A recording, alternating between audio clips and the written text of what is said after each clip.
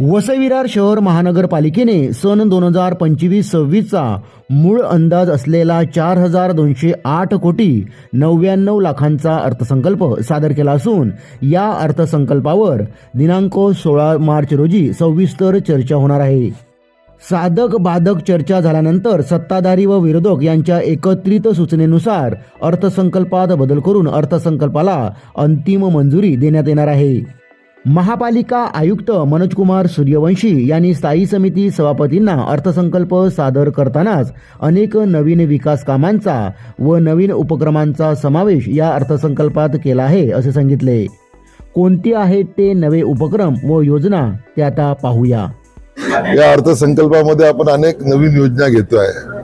पर्यटनाच्या दृष्टीने विकास करायचा असेल तर आपण केळीचं गाव, फुलांचं गाव, फिशरमन विलेज हे प्रस्तावित केलेले आहे। त्यासाठी बजेटची तरतूद केलेली आहे। याशिवाय रांगोळीचं गावही आपण जीवचंद्राला प्रस्तावित केलेलं आहे, त्याच्यासाठी बजेटची तरतूद आहे। त्याशिवाय अनेक वर्ष दुर्लक्षित असलेलं तुंगारेश्वर जे आपलं तीर्थस्थान, त्या ठिकाणी आपण एक तुंगारेश्वर विकास आराखडा तयार केलेला आहे आणि त्याच्यासाठी या बजेटमध्ये तरतूद आहे।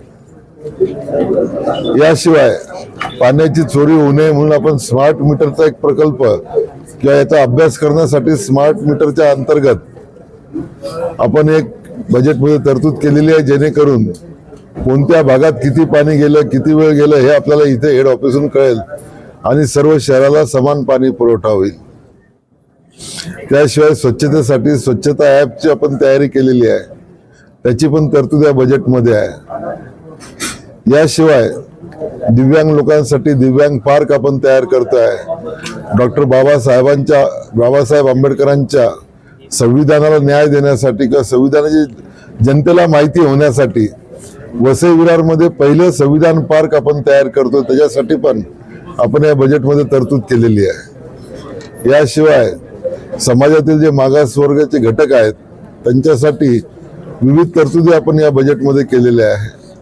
फायर स्टेशन जे आपले सर्व्हिस देते इथं आडी अडचणीला, त्याचा विस्तार करण्यासाठी 4 नवीन ठिकाणी आपण फायर स्टेशन प्रस्तावित केलेले आहे। याशिवाय बर्ड पार्कसाठी पण आपण तरतूद केलेली आहे।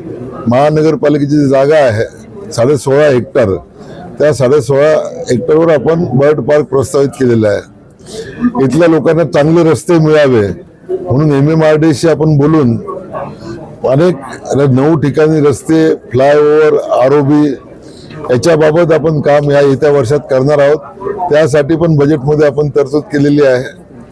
आमचे जे AMC चे कार्यालय आहे ते कार्यालय 2-3 ठिकाणी सोडले तर त्याचा विस्तार करणं आवश्यक आहे, त्यामुळे कार्यालय बांधण्यासाठी पण या बजेटमध्ये आम्ही तरतूद केलेली आहे आणि हे सर्व समावेशक बजेट आहे। या बजेटमुळे वसई विरार महानगरपालिका क्षेत्रात राहणाऱ्या सर्वसामान्य नागरिकांच्या विकासाला मोठी चालना मिळणार आहे। विकास होईलच, त्याबरोबर लोकही खुश होतील। या ठिकाणी आम्ही जरी काही मालमत्ता कर किंवा पाणीपट्टीत वाढ केली असली तरी ते वसई विरारकरांच्या भवितव्यासाठी आवश्यक असल्याने ती वाढ केलेली आहे।